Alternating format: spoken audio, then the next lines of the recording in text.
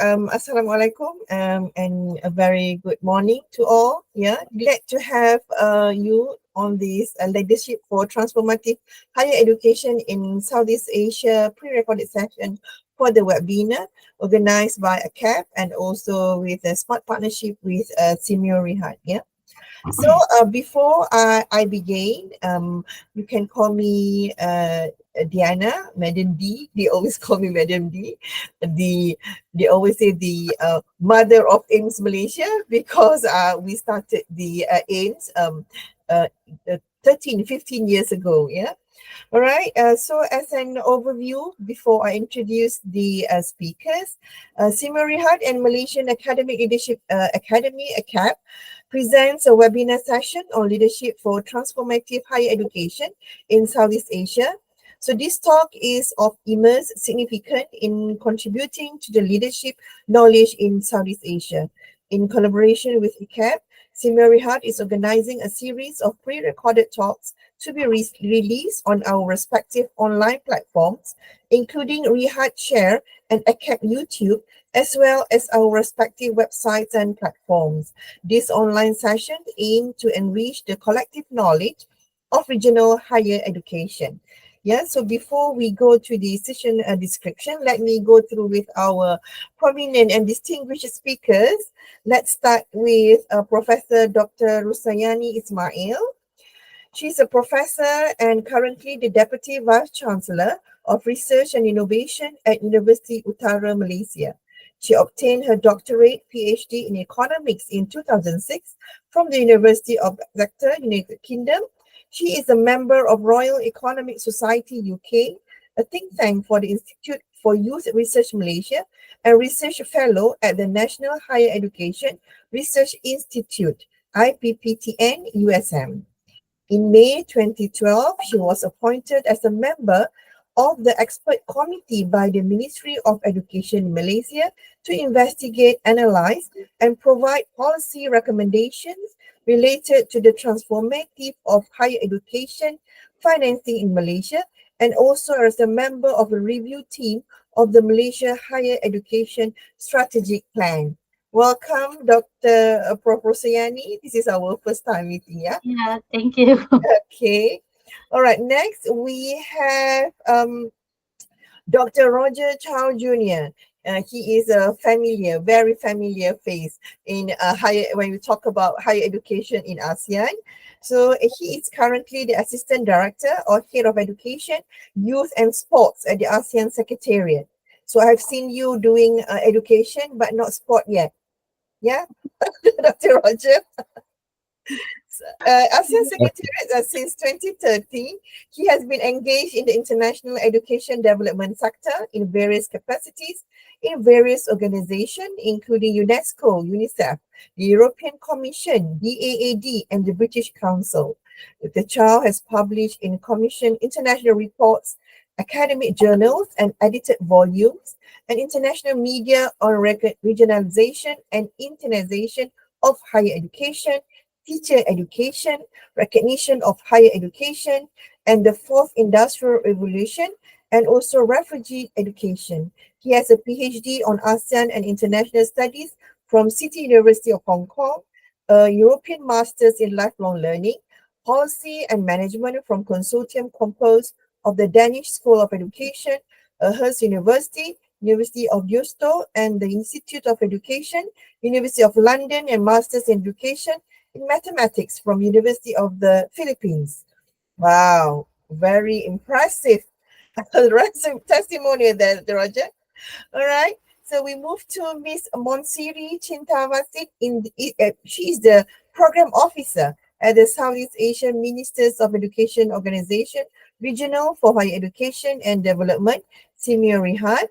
She has been working in the field of higher education development for the past 5 years. She has previously worked at ASEAN University Network as Quality Assurance Officer, particularly on the Quality Assurance Assessment until August 2022. Currently, she is primarily working on the leadership and capacity enhancement, focusing on leadership for research and ASEAN-China linkages. Okay, welcome, Ploy. Yeah, Yeah, we can call you also Claude. All right. So for today's session, let me give a brief description. Yeah, we will explore the pivotal role of leadership in driving transformative change within the higher education systems across Southeast Asia. As the region faces rapid technological advancements, evolving social-economic landscapes, and the pressing need for sustainable development, effective leadership is more crucial than ever. The speakers will explore the essence of transformative leadership, strategic vision and planning, and innovative practices while navigating the challenges unique to Southeast Asian higher education.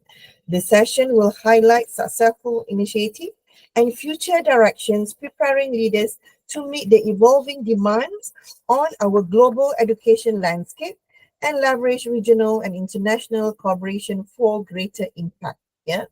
All right. So the session will take about 1 hour.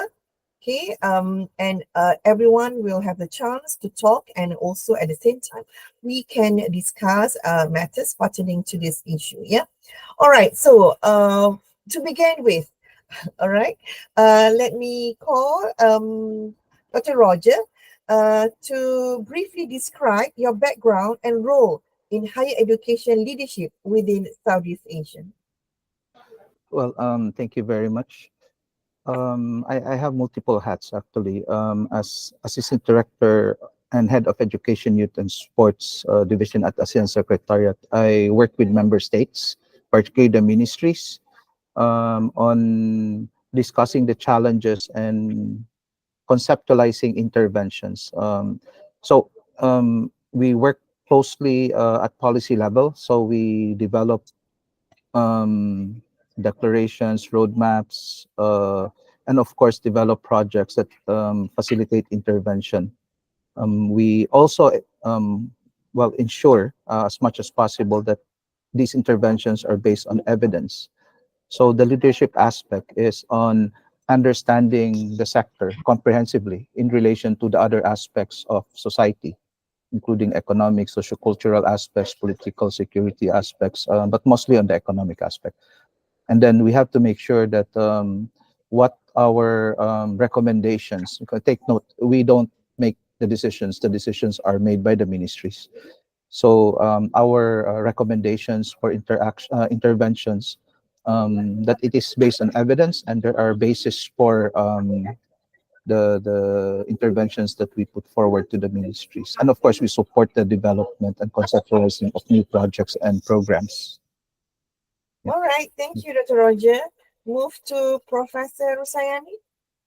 Okay, thank you very much. First of all, I would like to thank AKEPT for giving me the opportunity to be here today. Okay, as mentioned by Madam D just now, that I'm currently hold a post as a Deputy Vice Chancellor for Research and Innovation at University Utara Malaysia. Basically, my academic journey began in 1995, where I joined UUM. I started my passion for research in the area of funding and financing for higher education.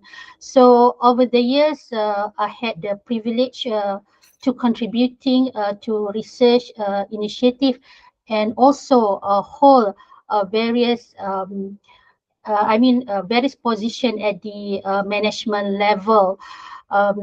Basically, as a director for the Research Institute, the deans for the School of Economic Finance and Banking, and also as an assistant vice chancellor for the College of Business at UUM. So, in my current role, I'm responsible for shaping and driving research and innovation agenda at the university, ensuring that our university remains at the forefront of the academic excellence and societal impact. So we are committed, of course, in advancing the SDG agenda by promoting research that addresses not only, at the local level, I mean at the national level, but also at the international level. So I think within the broader context of the leadership, the higher education leadership in Southeast Asia, my focus has been on enhancing the collaborative research efforts that transcend the national boundaries. So, by working closely with other counterparts, basically from ASEAN and other parts of the world, I think that's how we address in terms of the common challenges that we are facing now. Thank you. Thank you very much. Thank you, Prof. All right. Next, can we have Miss Ploy? Thank I am a program officer at Simeo Right. So as being the program officer, I can also be part of the contribution to facilitate the organization of higher education in Southeast Asia as the organization, which in form of like policy dialogues, knowledge maximization or dissemination, capacity buildings and projects. I also in another hat, which is mainly in charge and dealing with, which is the project manager and coordinator of the Horizon Southeast Asia Pushing the Frontier of Research and Sustainability German Academic Exchange Service or DAAD and science. In this is also under the Simeo Right leadership university leaders in Greater Mekong sub-regions, university and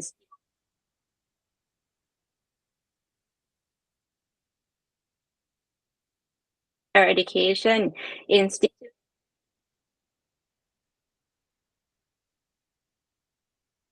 and generate the research impact for the sustainable future of the Simeo region.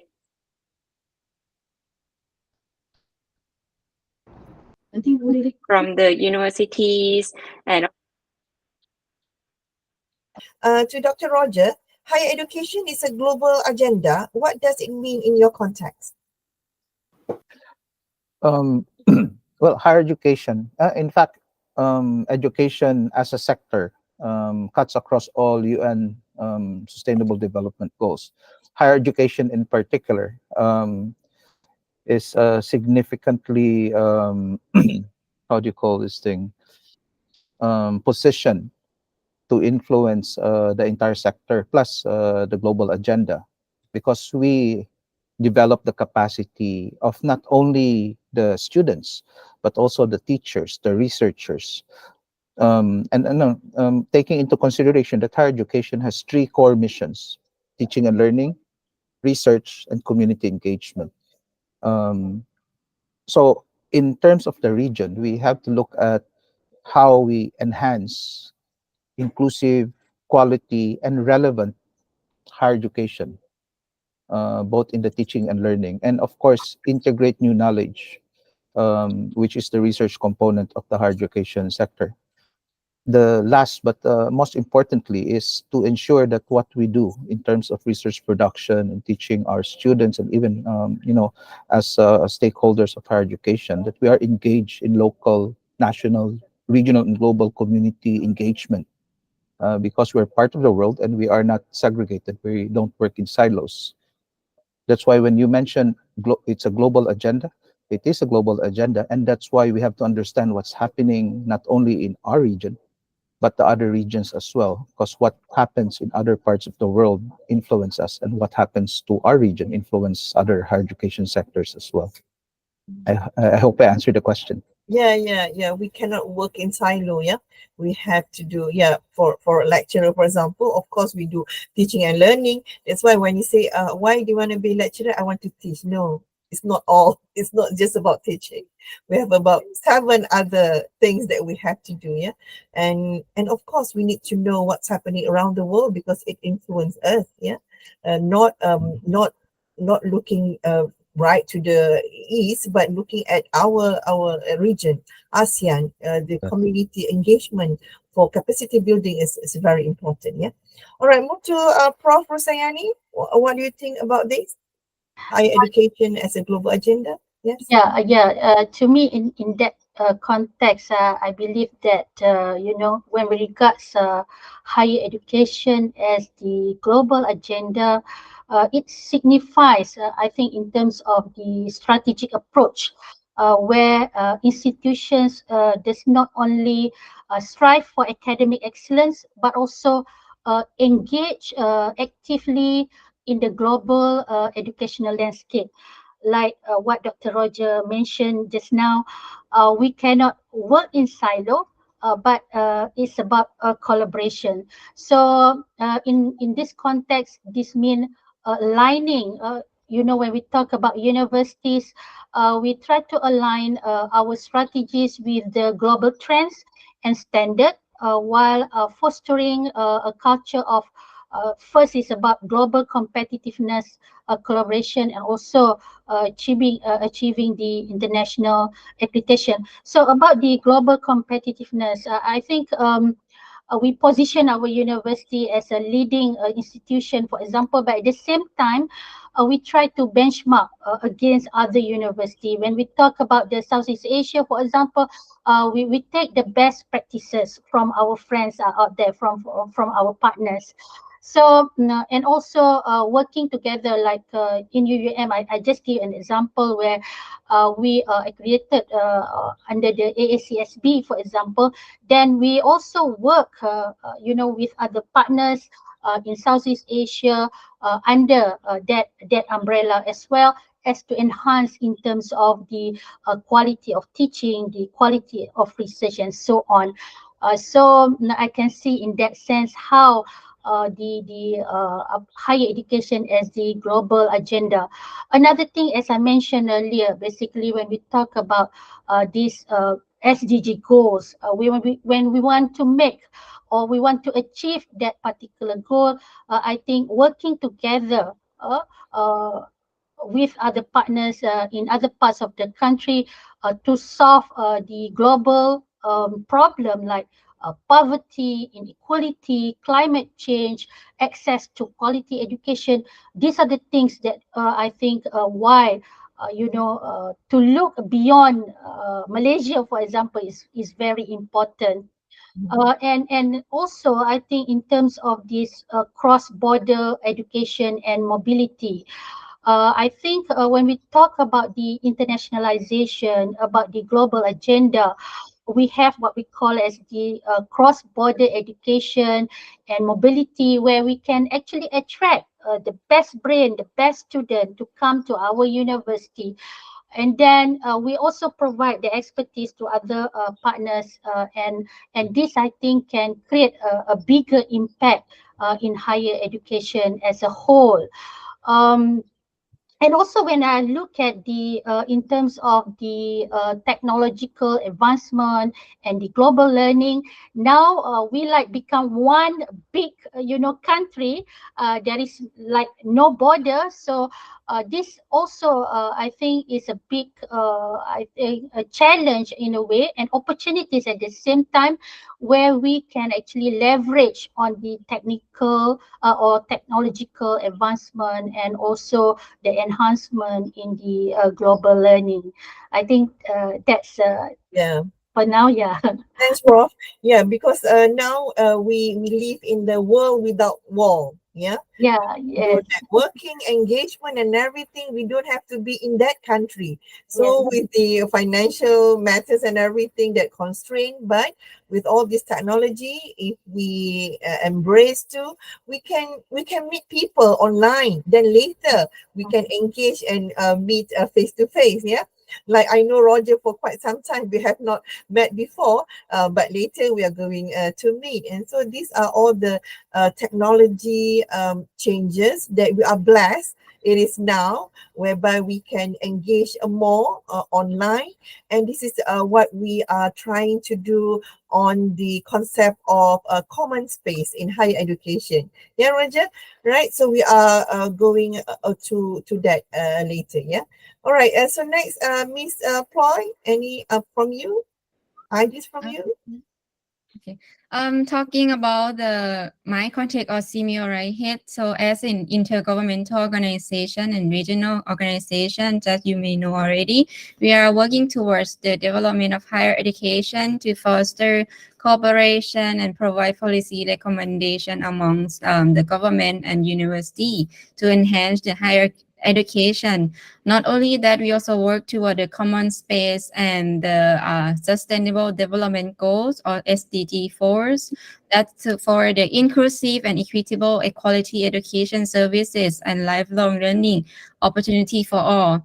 For the aspect of my experience as a project coordinator, I see the global higher education is a global agenda is mainly in terms of the partnership and cooperation, as also mentioned by Dr. Roger and Dr. Rosayani, that we cannot be like alone. So having work in partnership across, like not just only within our regions but across the like the regions. For example, the current project that I'm handling in with the Anna Book University from Germany. We also do the collective effort and knowledge sharings to apply in our regions. But of course, our region is very diverse, so we have to consider our own needs and apply in what we can do. So I think it would be the answer from my side. Yeah, right. Okay, Simeo has played a very pivotal role in this higher education institution in the region, yeah, especially to ASEAN and also to Korea, Japan, and China also, yeah. All right. So our next topic to discuss is what does transformative leadership mean to you? What do we need to transform? So where are we now, Roger? That's a very big question, actually. Transformative leadership, particularly in the higher education context, is actually not taking the lead, but actually listening to the various stakeholders. We listen to the teachers, we listen to the professors, we listen to the management, we listen to industry, we listen to society, to move forward and guide the development of our strategies, particularly on the three missions. And this is as an institutional level, intervention. We're talking if we're looking at the national and regional interventions, we have to understand the different contexts and challenges of the countries and higher education systems. Furthermore, we have to look beyond that, beyond the competition, and look at how to collaborate to make the internationalization of higher education, the programs we deliver, increase in terms of quality, in terms of inclusiveness, diversity. And of course, there are always two sides of a coin. We have to look at the challenges as well.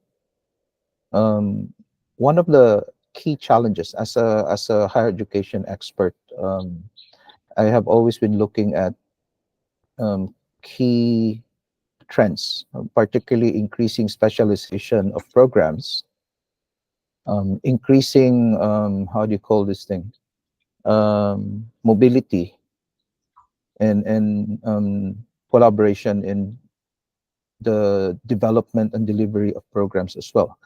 So there are good and bad side to it. However, collaboration has always been good.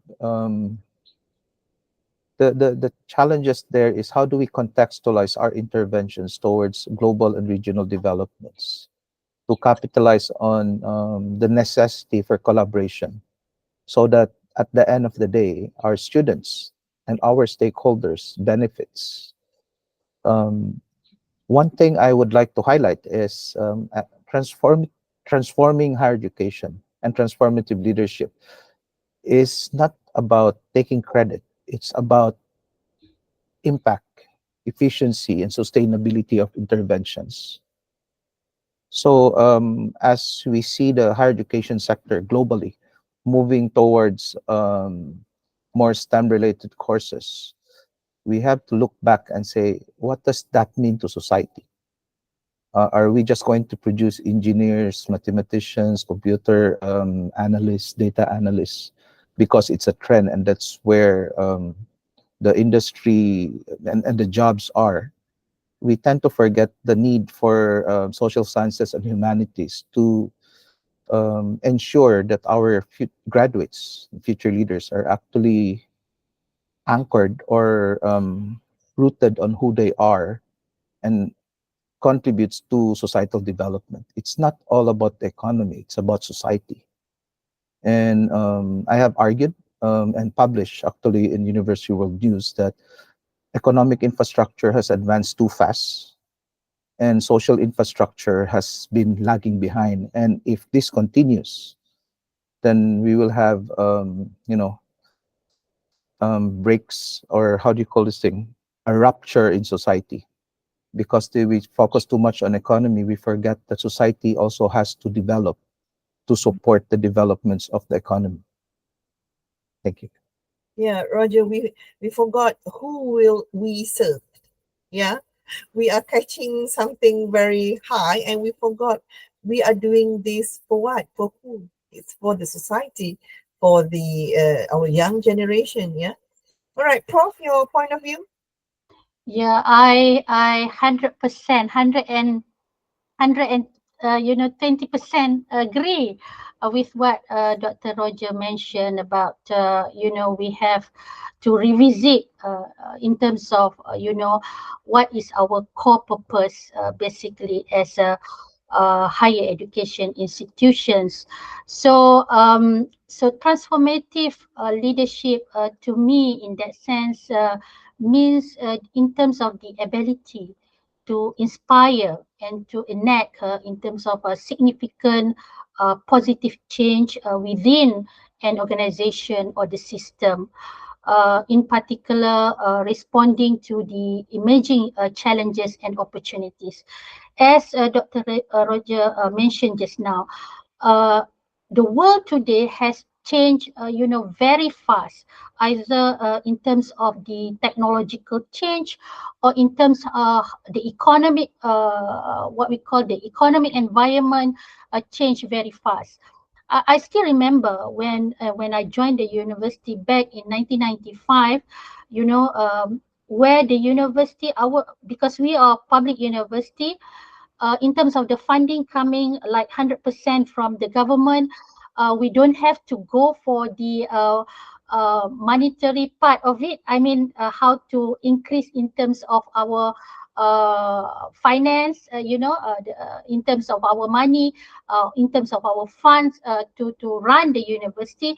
But now the things has changed, and we need to diversify in terms of our roles as well, in which on one side we are serving the society in terms of developing students and so on, but at the same time we have other pressing goal as well in terms of the monetary goal. So at times is kind of conflicting this role as well. So I think a transformative or how we as a leaders at the university should do is that rather than focusing on the economic or the monetary part of it, we also have to realize that we have a very bigger or significant role in terms of contributions to the society. So in the context of higher education, transformative leadership is about leading institution, through this rapid change, as I mentioned, such as technological advancement, shift in the socio-economic landscape, and the growing we should put the growing emphasis on the sustainability. So it requires a leader in that sense to be adaptive, innovative, and forward thinking. And I also believe that while we committed to this inclusivity, diversity, and also collaboration. So transformative leaders in higher education focus on cultivating a culture of this continuous improvement and learning. And I basically agree with Dr. Roger that we should, I think, prioritize the development of students, the faculty, the staff, and equipping them with all the skill and mindsets needed to navigate and influence rapidly evolving the global landscape of higher education. Yeah. Yeah, yeah. Yeah. I agree, Prof. Money is everything, but for certain thing, money doesn't matter also. We can still do things. Yeah. All right. Miss Floy? Okay, I also couldn't agree more for both of the previous speaker, Dr. Roger and Dr. Yani, on the we should do things that considering more on the leader, not just like absorbing things like not really like suitable or serving the needs of the learner itself. Or for us, we also when we do the project, as the project coordinator, we also have to consider a lot for the audience, participant, and also the learner. But for the contact itself in this project is the university leaders. That's why in our mechanism in the project, we also ask the representative from 6 countries as our university consortiums for the feedback, whether the program design or the context, the formulation was respond to their needs as the individual and also the country wise, so that the output that we aim for can also benefit themselves directly.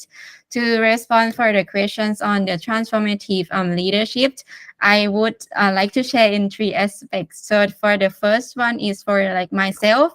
In my point of view, I see the transformative leadership are those who lead by sample, who really like do and practice and be the role model who and inspire the like the staff or the colleagues, and also the leader who lead with pragmatic approach, the leader who have like the vision and also can make that vision or policy in the practice so it's doable. And also the leader who lead by heart, who have the empathy and also listen to all the colleagues and the needs that they may want, and how we can all together grow and improve together like that. And the last one are the leader who are resilient and adaptive to change, as mentioned by both the speakers, that our world is like disruptive, global challenges, technologies. So being open-minded to have the mindset ready to be able to change, not stick to the traditional approach. So it will be like to move the direction forward. So, and then the second aspect is about the organization itself, as Simeo right here, that we considering futuristic leaderships as part of our initiative as well under the common space. We trying to have the futuristic and transformative leadership as the part of our priority, because the challenge of the skill gaps, competencies, and etc. So we are aware, and we thought that okay, like having the university leaders who can like potentially perform and drive the forward the positive change and be ready would be really impactful. So we classify this futuristic leadership into 4 components that we are in focus. The first one is the futuristic leadership and good governance that we are having now, the project with British Council, particularly on the raising awareness of gender or gender equity, diversity, and inclusivity in higher education. So the readers can embrace and I'm aware of these like jadeite and adjust in the policy and in practice at the university to serve all, so that the education will be widely serve the learners. The second one is the sustainable research ecosystem, which is also the priority that we are trying to promote under this project that I'm handling, the Horizon Southeast Asia. So this project, we see that, as you may know, we are in the field of education and research. It also the main evidence and the fact that we can, improve our human beings, technologies, economics wise, and also can be include the policy recommendation. So having set the improve the research ecosystem at the university in terms of the management, and the university leader, that will be also facilitate the researcher and academic itself at the university. And the last two will be on the future-oriented internationalization and innovative teaching and learning. For the third aspect is in the aspect of the project itself, which is the Horizon Southeast Asia project. I see the transformative leadership are those who are like open to new ideas, because we are from like diverse like country universities, and so we believe that having the transformative leadership who are like open to new ideas and like collectively exchange and embrace for the positive solution would be the definition fit for that. And also like amid and aware of the current like issues, like, oh, this is the issues, and then we are aware, and then let's see what we can do together to solve the issue. Then and then not strict to the old approach, but open to the new like technology or solutions that can be applied. That would also be like go good, and for the collective effort that we can build together. So that would be all the three aspects of the meaning of the transformative leadership. Right. Thanks, Floyd. I have something interesting that is not in the paper to discuss. Yeah, I need your opinion, a very short one. We talk about a leader that should be to lead by example, that should have a pragmatic approach, lead with heart, with empathy and everything. Do we have ample of those people now, Roger? Since you told us now that you are leaving, are you going to hand it over to someone that you are going to trust to continue what you have done for the past years? So what is your opinion? In my opinion, it's not about who is in the position or what position you're in. It's about being committed to the sector. So even before ASEAN, I was very much committed to the higher education sector in the region in particular. And, I will still be helping. And I made a commitment to your ministry to help as well during next year's Malaysia ASEAN chairmanship, even if I'm no longer in ASEAN. Same thing in the Philippines. So it's not about who will be there. It's about how we can work together and collaborate. One of the key issue in terms of transformative leadership is actually learning to work together with multiple partners. Each organization, each person have different views, and it is listening and actually negotiating on how to move forward, which makes things happen. Like Simio Raihead, ASEAN, ASEF, the ministries, UNESCO has been working closely the past years, including the EU through the EU Share program, and we managed to move things forward significantly. Something which has not happened over the past years. So it's a matter of not who is in place; it's a matter of the stakeholders. It's a matter of us working together. All In right. terms of leadership, to answer your question more directly, I believe there are potential leaders. The problem there is sometimes we don't see them, or sometimes they are afraid of systemic issues, or some aspects that may actually deter their own progress in terms of career. But I am pretty sure there are a lot of people who are committed, leaders in the field. Mhm. Yeah, I thank do you. think that those who believe that they can do it, they should come forward. I always tell Yes. my colleagues that if you know something more than others, you come forward and market yourself. If not, we won't know what your ability, right? I mean, you have to put all your shyness and everything aside, and you should be in so that you can contribute more, yeah, to the Yeah. society, yeah, to the organization and so on. Prof, you are in the university. You must know better. Before I forget, one of the things that makes a leader is the ability to take risks Yeah, of course. Yeah, individually and to be responsible for the risk taken. accountable. Yeah, with Yes, that's whatever yeah, decision you make, of course. yeah. All right, Prof, to you. Yeah, basically when we talk about leadership and in particular leadership in higher education, of course, now if you talk not if not only in the what we call higher education, but in other private companies or private in the industry, they talk about empathy and lead by example. This is very, very important. And I think in the context of higher education, where I think we have the structure, the organizational structure in which more vertical rather than hierarchical, more horizontal rather than vertical.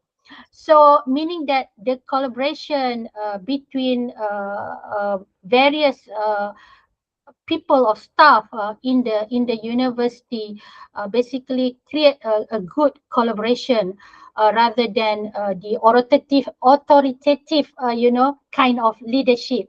So basically we discuss, we collaborate together. This is I think this is one of the good things what is happening in the university. But also, I think when we talk about this leader, to get the potential leader, I think one of the things we should give priority also is the in terms of the succession planning. This is the part where um, uh, I'm not sure whether in other countries in the Philippines or in Thailand or in other ASEAN countries, but in Malaysia we have AKEPT, and AKEPT is doing very good, I think, in terms of having this succession planning in place. And I think we should do more with all. I believe that the management of AKEP realize this, and they are working very hard now in terms of having this succession planning in place and improve in what we have currently. This is again, I think, is a very good move. I think basically in Philippines or other countries as well, they have a very good succession planning for leaders, especially in higher education. Uh, I think, of course, as Roger mentioned just now, as a leader, we should be very open in terms of taking the risks, and also be accountable and be trusted as well. These are the I think the skill, I mean the competency, the attitude, apart from the competency of doing that particular job. So I think that's Yeah. yeah. Thank you, Prof. A very good insight. What about Ploy? Few words from you? Just probably it's also been the practice in our like organization as well, that when Dr. Rusayani also mentioned about horizontal, like we are also like a flat organization. So whenever like the colleagues have input, so we can like welcomingly like share to other team, and also including the leaders. And I also see the potential, which also answered those 4 points that I mentioned earlier from Yeah. our current center director, Dr. Ramyan, as well. So that's why it's very inspiring to all the colleagues, and we are really open to share that we are aim forward to tackle our issues and improve the regional higher education, not just in like individual context or like personal life or as the person. But I also do agree with Dr. Roger that it shouldn't be stick with anyone as a person, but it should be the person who committed to the mission that we wanted to contribute, no matter position we are. But of course, being a leader have more authorities to drive forward which is, yes, they're having the qualify with the, like accountable and taking risks, then we would have like a strong leader to move together Yeah. very quickly. Yeah. And maybe I add a little Yeah, bit, sure. as a leader also, I think we should be able to create a lasting impact, rather than the short term, meeting the short term goal. Yeah. Lasting, memorable, and peaceful memories. Yeah. All right. So we've moved to our last question. Yeah, last So topic to discuss. can I add Yeah, something? sure, Roger. Yeah. A transformative leader actually also takes, into account the future of the people working under him or her, making sure that a succession in terms of passing on the passion and commitment to the mission of improving higher education. So we are not here forever. So we're hoping that Mm. we manage to mentor successors who will continue what we started. Mm, Yeah. yeah. I think if you are passionate, it's an added value to whatever you're going to deliver, right? Rather than you are already entitled for that position, but your heart is not there. I Right. don't think you're going to give your full heart doing it. Yeah, the passion should be there. Yeah. All right. The last one. How do you embrace innovation? Because innovation now we are talking about it in many ways. Yeah. So in higher education, how do you embrace innovation as a leader? Roger? From my point of view, innovation is there, and we should not be afraid of innovation. It's a matter of how do we utilize innovation as a tool to advance our mission and interventions. We are and should not be, mandated by the innovations, but we should use the innovations to further what we're doing, to ensure, enhance the quality of teaching and learning, research, and community engagement. Three core missions. Um, Malaysia is doing a great thing. You embrace AI. You have your core mandates. You have your policies in place, and in fact, that's one of the things why the Philippines is going, so we can learn from Malaysia. There's so much that the technology can bring into the table, but of course, there's also the challenges. However, we also know that we cannot keep technology out, and we cannot tell the students or professors or researchers not to use it. So as far as I understood, a number of universities in Malaysia has embraced and said, okay, you can use it. Now we will work around on how to assess and make sure that teaching and Yep. learning and integrity and everything are AI in place. AI is the culprit now. Yes, yes, yes. Yeah. But at least you stood firm and put in the policies, and says, okay, we cannot go against it. Let's Yeah. embrace it, and then let's find a way around it. Yeah. And it is a difficult way, Roger. For example, I you want know, to I know. do exam test online.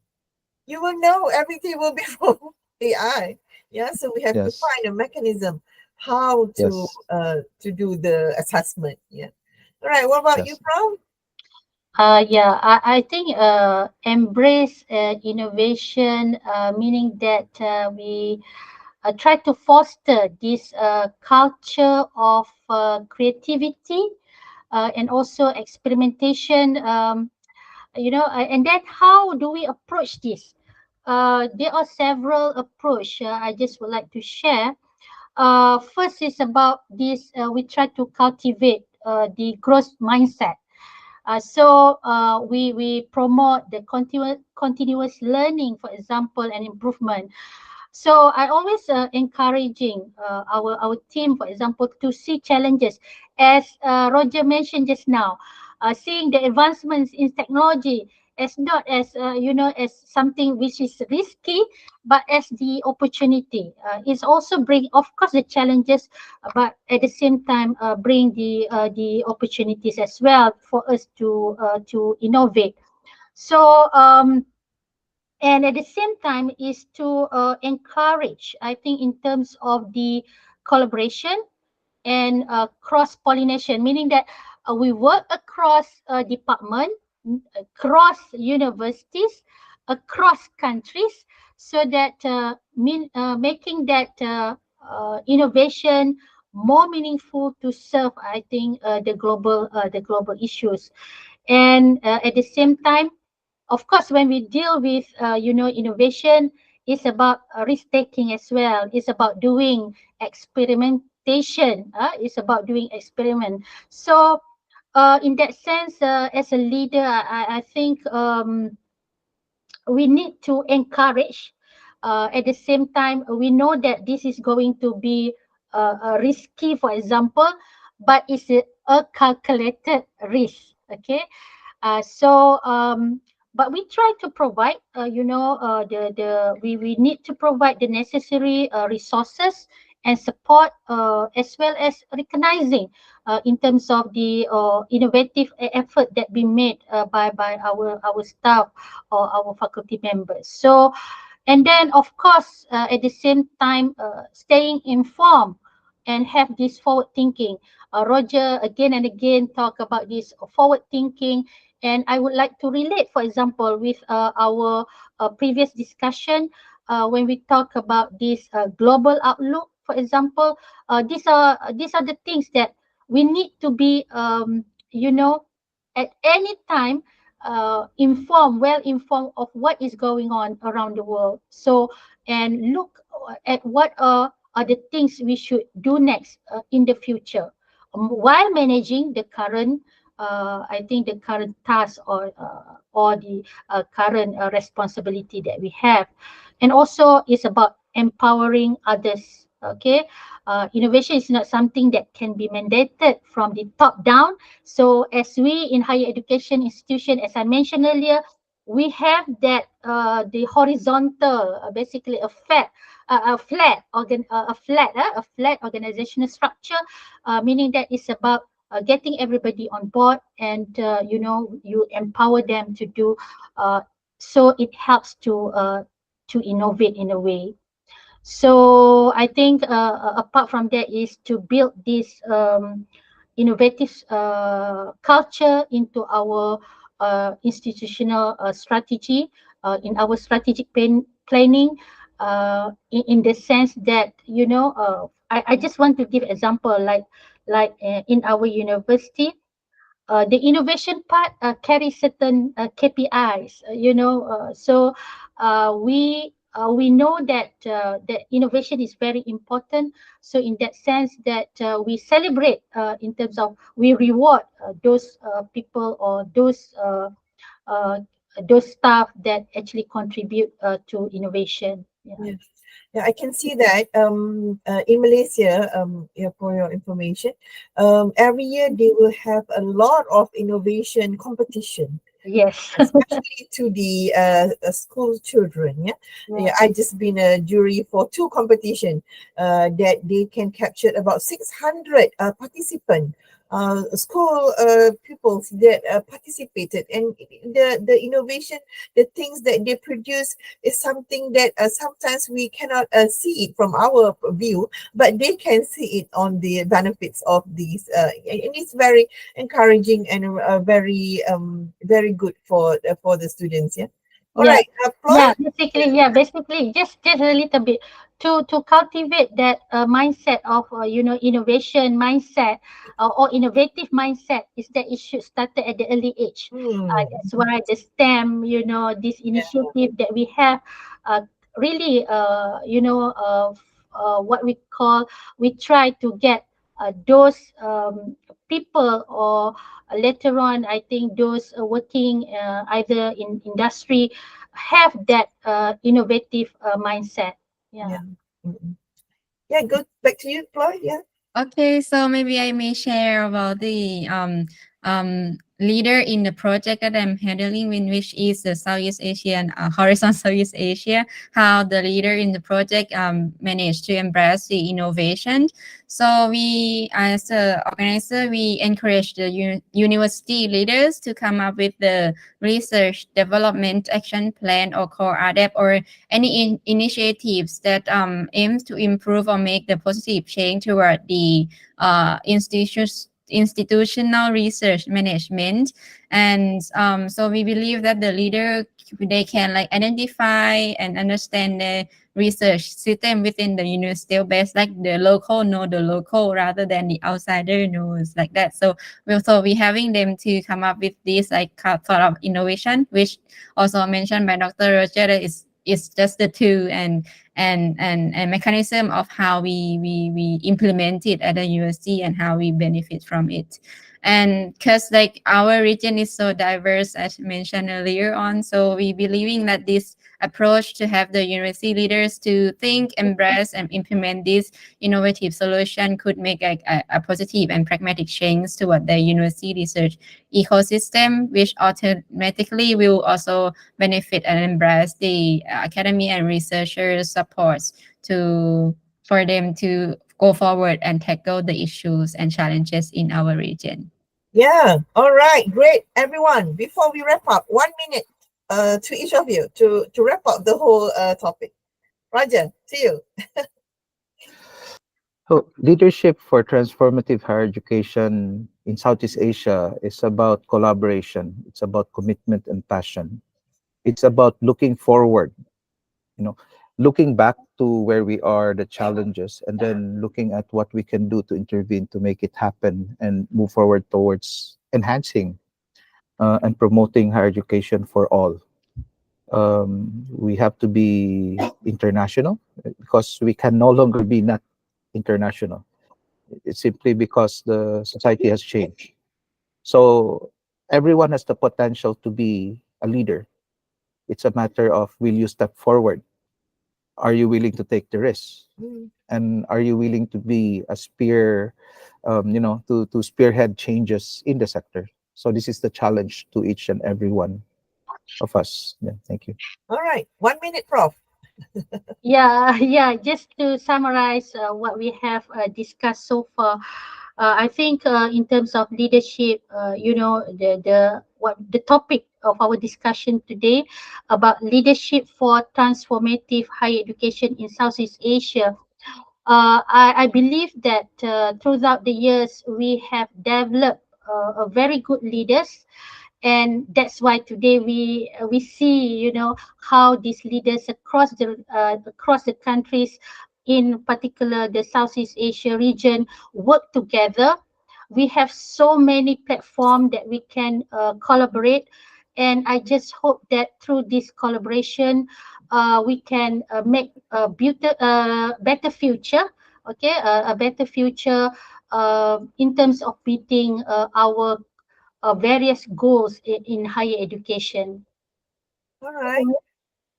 Ploy, 1 minute, Ploy.